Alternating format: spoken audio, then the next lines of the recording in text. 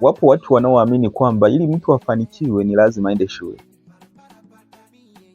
Watu wameaminishwa kwamba ili mtu atoboe kimaisha ni lazima uende shule, uende darasani ukasome, uende chuo kikuu ukasome masters, kitu ambacho hakina uhalisia wote. Na nimefanya tafiti za kawaida kabisa.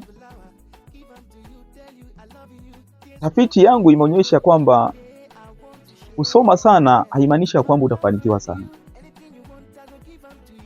Yaani inaonyesha hivyo kabisa. Kwa hiyo wale ambao bado mna notion ya kwamba ili ufanikiwe uende shule, shuleni tunaenda kupata maarifa, sio tunaenda kupata mafanikio, hasa wale ambao mnatamani kuwa matajiri. Shuleni hauendi kupata utajiri, unaenda kupata maarifa ya namna ambavyo wewe unaweza ukajikwamua kuelekea sehemu. Jiulize kitu kidogo tu kwamba kuna mtu ambaye amesomea shahada ya ualimu na ni mwalimu ndio. Asimaanishi sasa walimu mtaniataki hapo baadaye kwamba kwa hiyo walimu hawana faida. Hapana, kimsingi kati ya watu ambao mimi na value sana, ninawapa credit kubwa sana ni walimu.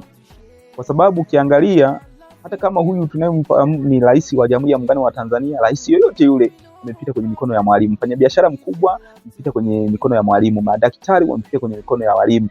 Mtu yoyote ambaye yuko kwenye kutumikia taifa kwa maana ya kwamba ni mwajiriwa wa serikali yetu, maana yake amepita kwenye mikono ya walimu. Kwa walimu mimi ninawashukuru sana na ndio watu ambao ninawabaru sana. Lakini sasa kuna kitu tunaita kwamba tunaishi kwa kutegemeana. Kwa hiyo kumlazi ili mtu afike sehemu fulani, maana yake inatakiwa kuwe na mtu fulani ambaye atampushi kufika sehemu ile. Sasa watu wengi ambao wamefanikiwa mara nyingi sio watu ambao wanafanya kazi serikalini.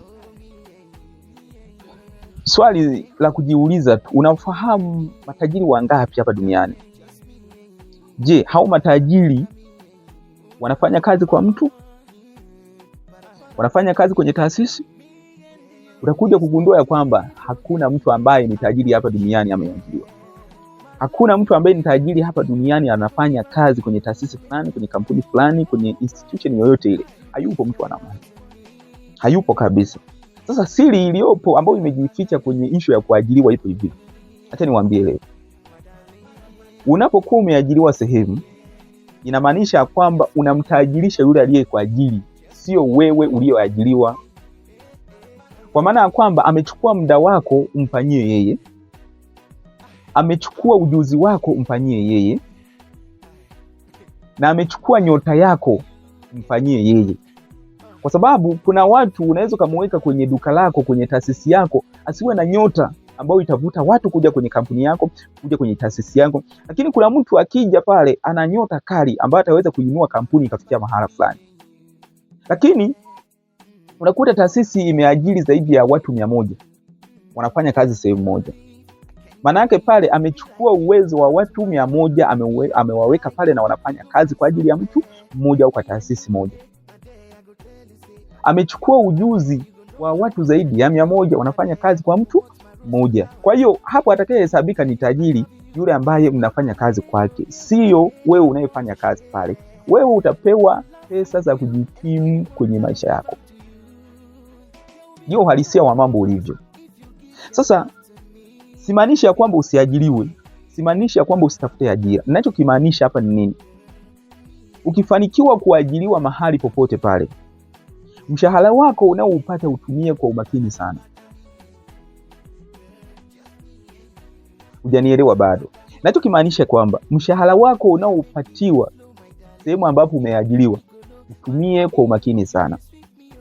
Uweke, kama utaufanyia saving, fanya hivyo ili kusudi ukiona ya kwamba umepata pesa ambazo zinakusaidia wewe kufungua biashara yako, basi fungua. Kwa sababu kuna siku utahitaji kujisimamia wewe, kama wewe hautakuwa chini ya mtu. Lakini kama utaamini ya kwamba pesa ninazozipata zinatosha kunizungushia maisha yangu, kulipia ada watoto, kunipatia chakula, kulipa kodi ya nyumba, vitu kama hivyo, utachelewa sana. Yaani fanya kama ndo unaanza kutafuta ajira. Yaani ulipoajiriwa pale, fanya kazi kama kwamba ndo unatafuta ajira ya kwako, hiyo itakusaidia sana. Ukishapata pesa ambayo utaona kwamba sasa hivi ni pesa ambayo inanitosha, basi fungua biashara yako mwenyewe.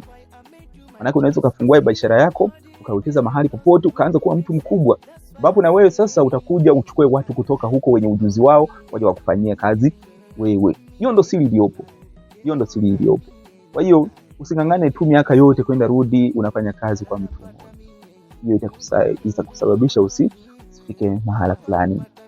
Shinayo hiyo itakusaidia sana kwenye maisha yako.